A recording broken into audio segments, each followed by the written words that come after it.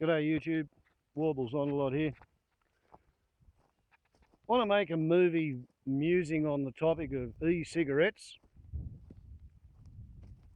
more because one of my co-subscribers in what at the moment still remains the United Kingdom of Great Britain, who knows what it'll be next week, but one of my British subscribers, Gadgets and Wheels, how you going, mate, is collecting information, opinions for a documentary movie that he's making on the topic of e-cigarettes, and he's asked people to come up with whatever their take on the matter is.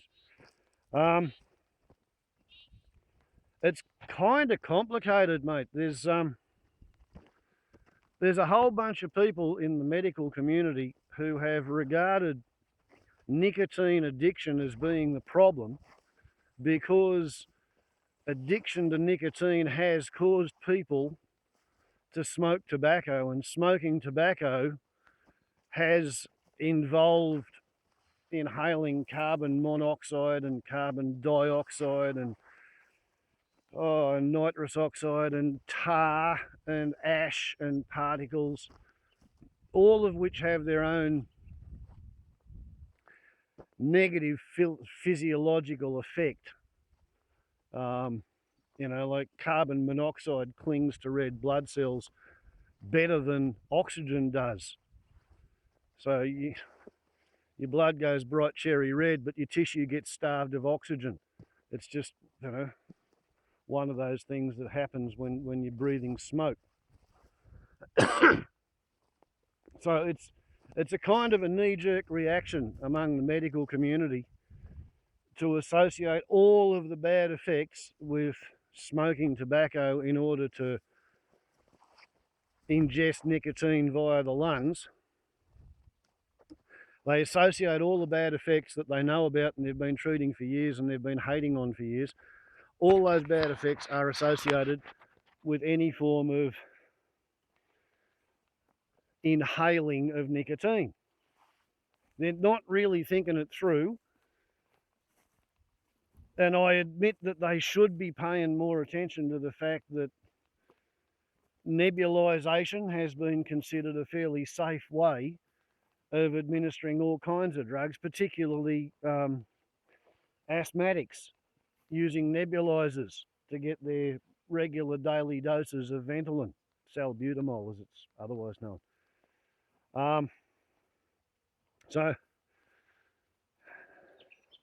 the fact that people in the community have long been known to have the capability of maintaining a clean nebulizer at home and not giving themselves pneumonia due to bacteria growing on their nebulizer should indicate that from a bacteriological point of view, these electronic cigarettes, which use a current to heat an element to vaporize I think it's a glycerin-based oil, sugary, syrupy juice that's got the nicotine and other flavorings in it. There's no carbon dioxide, there's no carbon monoxide, there's no ash, there's no tar.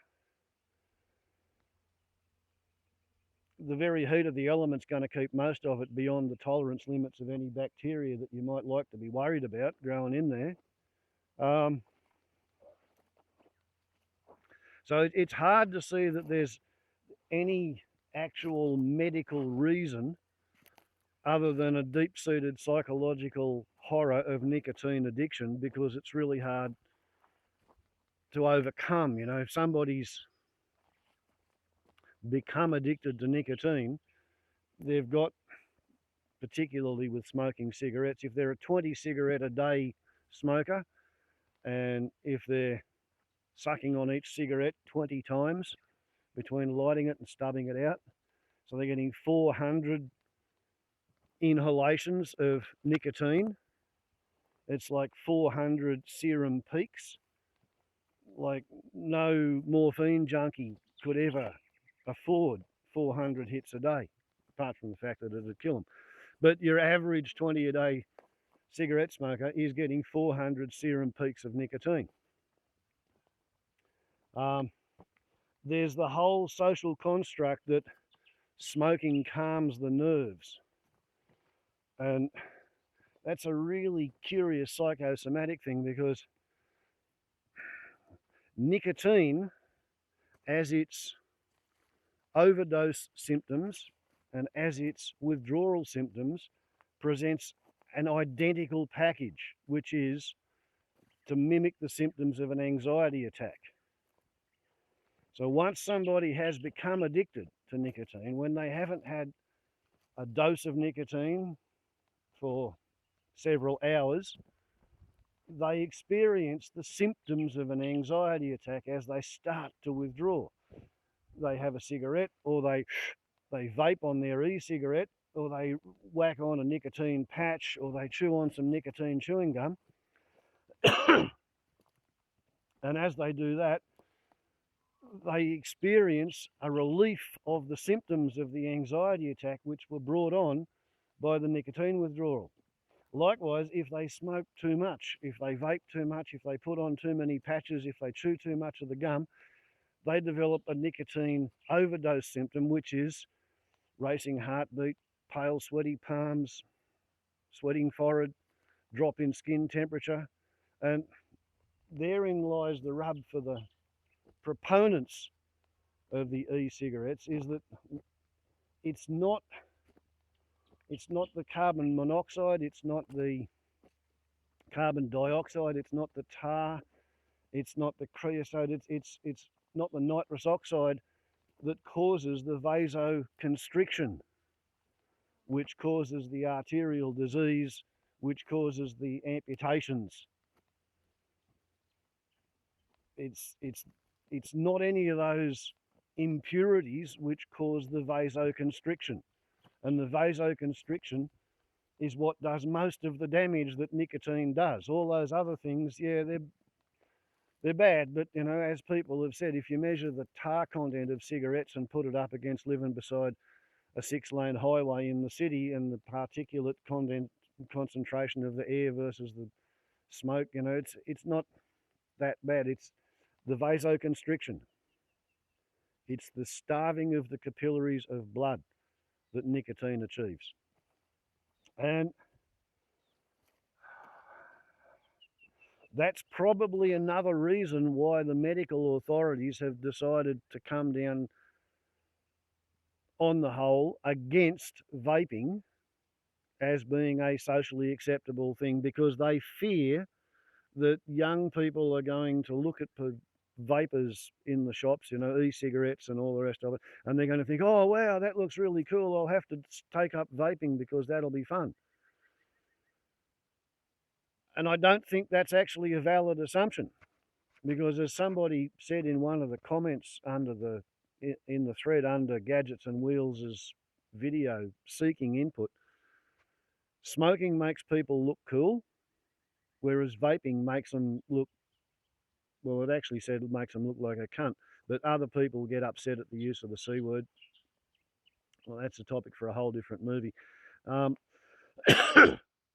When I told that story to a couple of other people, they agreed with the sentiment, but it was possibly better expressed by the person who said, yeah, smoking makes you look cool and feel cool because you've seen so many movies of, you know, the cool hero or heroine in the movie is been smoking cigarettes or cigars or pipes or whatever. It's perhaps product placement in the last decade or so, but it just used to be de rigueur because it was a reflection of the social norms among the people who made the movies. Most of them smoked. It's like nurses. Huge proportions of nurses smoked at a time when the rest of the population was dropping down through 20%, still 40% of your nurses smoked. So, yep, there are significant problems with the whole idea that vaping is ever going to socially look as cool as smoking. When you see somebody smoking, the implied message is that they don't care how dangerous it may be in the long term because they're fully occupied with enjoying the present moment. And a lot of the people who cling tenaciously to their right to smoke are the ones who say it is their body and it's their right to do what they want to it. When you see somebody vaping, it's like a personal admission that they dearly love to smoke, but they know smoking's bad for them. So they've stopped smoking, but they can't shake the nicotine habit, and they've still got the hand, mouth, oral habit, you know. And if you dig into it, you know, there's fairly reliable psychology going back to the 70s, as I recall reading about it, people, you know, discussing the likelihood of it being correct or incorrect, is that you get infants who don't get enough breastfeeding and they get a dummy and then they suck their thumbs and then they go to school and they suck their pencils and their pens and then they start sucking on cigarettes. It's an auto treatment for the symptoms of an anxiety attack is to stick something in your mouth and go for that oral gratification that you didn't quite get enough of. So, you know, personally, when I was giving up nicotine, I leant heavily on toothpicks and salted pumpkin seeds and anything to get through the learned reflex connection of sticking something in your mouth and getting gratification. But yeah, I've never met anybody who says that they've taken up nicotine by going from never using it straight onto e-cigarettes. The only people that I've ever seen making movies about it, because I've never actually seen anybody using an e-cigarette in real life, because in New South Wales, you're not allowed to sell the liquid. So anybody who's vaping in this part of Australia, they're apparently obtaining their nicotine juice over the internet.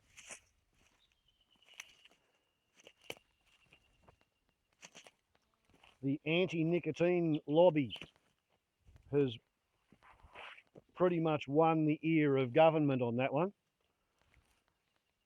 I did hear on the news yesterday that in Queensland, to the north, where the fascists are in control, they're going to apply the same regulations on smoking in public places to use of e-cigarettes as they do to ordinary cigarettes, because they're claiming that there are the same problems with second-hand vapors and side stream vapors, which don't exist because they only generate the vapor when you suck on the mouthpiece. But yeah, they're trying to say that that's just as dangerous as side stream smoke is said to be. And you know, there are people who have respiratory difficulties who really can't cope with being downwind of somebody burning any sort of vegetable matter. But yeah, that's the state of the art in Australia, is you can't get the liquid anywhere, and in Queensland they're going to make it as wicked and naughty to be vaping in a restaurant as it is to be smoking in a restaurant. Just as naughty to be vaping in a bus or a train or in a government building as it is to be smoking. So the forces against e-cigarettes are winning there. One of the things that I would strongly urge all nicotine users to consider is, instead of getting hung up on your right or your lack of a right to behave in the here and now in a manner that is statistically likely to cause you grievous health problems in the future, because that one's kind of arguable. What's not arguable is that if you're going to do a drug, you should pay attention to what the effects of the drug are, what the desired effect of that drug is. Now with nicotine, the desired effect of taking the drug nicotine is not that you're going to appear to be cool. That's not what you do nicotine for. Nicotine, as I've mentioned, has a very strong vasoconstrictor effect. Now, that means it narrows your arteries and your veins, and it means that even though your blood pressure goes up, and your heart rate goes up as your heart pumps and pumps and pumps and pounds against all these narrowed arteries that the nicotine has squeezed all out throughout your body, which is why your hands and your feet go white and cold. Same thing happens in your brain. And it means your brain gets less blood. And when your brain gets less blood, it gets less glucose and it gets less oxygen. And when it gets less of those things, because it can't store either, and it runs on electricity, and it makes the electricity by chemically combining the glucose and the oxygen to get a little bit of electricity and make some carbon dioxide and water. Yeah, you feed your brain with less blood, it gets less glucose, less oxygen, it makes less electricity, and it's not like having a brownout on your computer. You don't so much turn the voltage down as you just stop the outlying unnecessary processors. And effectively, it has the same neurological repercussions on a human brain as putting blinkers on a draft horse does. Instead of each eye being able to see 150 degrees, they can only see a little tiny bit out in front. They can't see anything off to the side. So you take a big draft on your cigarette or your nicotine chewing gum, or you suck in your E.Cig, and what you're doing is you're sort of squeezing all the capillaries in your brain. And whatever your problem is, anyhow, have a Winfield. Don't think about it. Concentrate only on what you can keep fixed in the forefront of your mind. The short talk way of expressing it is that nicotine increases one's tolerance for bullshit by putting blinkers on the horse. That is what the primary effect of nicotine is as you experience it psychologically. That's the headspace effect. It stops you from thinking about anything off to the side, anything complicated, very industrial drug. And if you don't take your regular dose, you start to feel anxious, and then you take another dose and it relieves the anxiety. So you stay locked in that little feedback loop where you don't do too much of it or you feel anxious. You don't do too little of it or you feel anxious. And it just keeps the blinkers on your horse. Only you are the horse. Blinkered. Constricting your brain's access to glucose and oxygen so that you don't have to think about all of the complicated things that might perturb your view of the universe. That's what nicotine's good for. The more you need to increase your tolerance for bullshit, the more you need to lean on nicotine. Once you start thinking about it like that, why would you want to maintain a nicotine addiction? Wouldn't it be easier to just cut the bullshit out of your life and have done with all the chemically induced panic attacks? And have done with a bit of reinforcement when somebody is getting 400 serum peaks per day to relieve their nicotine withdrawal, and something happens that actually makes them anxious, their reflex action is to reach for it. Oh yeah, I feel better, man. So yeah, I don't think there's any better medical argument against e-cigarettes than the fact that nicotine is a pretty dumb drug to want to do. I think there's already sufficient social pressure against people who choose to do nicotine without taking on board all of the risks that defying the dangers of smoking tobacco seems to confer. Yeah, I think smoking will continue to look cool in the minds of people who think that it's cool because they're living in fantasy land generated by too much time watching movies and, I guess, playing video games. I don't think anybody is going to take up nicotine as a habit just because they've seen a few people who can't kick smoking playing with their e-cigarettes. And I think it's disingenuous and damaging to the credibility of the medical authorities to try and play up the alleged dangers of second-hand vaporized nicotine after somebody's already, sucked all the badness out of it in their lungs. Kind of a storm in a teacup.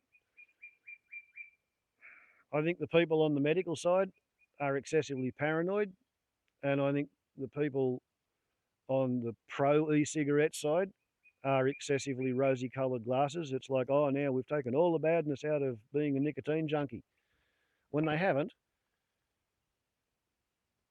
They haven't taken all the badness out of being a nicotine junkie, because if you're a nicotine junkie, you're a nicotine junkie. It's just that is your drug of addiction, and these are the effects you're going for. Increasing your tolerance to bullshit. Why would you want to do that? Sorry it's so long, gadgets and wheels, but maybe you can pick a few eyes out of it without misquoting the complexity of the situation. At least it's some feedback. Warbles on a lot to YouTube. Ciao.